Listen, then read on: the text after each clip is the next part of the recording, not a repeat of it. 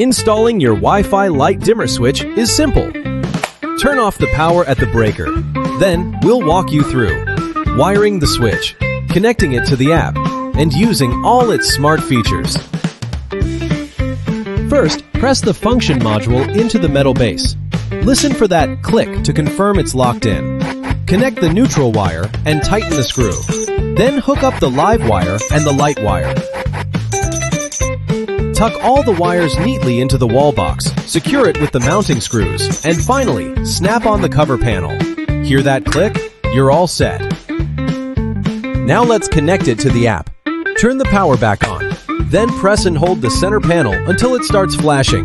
That's pairing mode. Switch your phone's Wi-Fi to the 2.4 GHz network. Open the app, tap Add Device, and wait for it to pair. Connection successful. And finally, here's how to use the dimmer and control everything through the app. You can adjust brightness with a slider.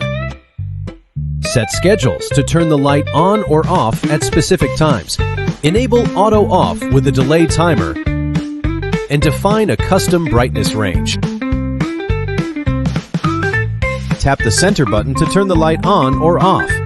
Press the side buttons multiple times to adjust brightness.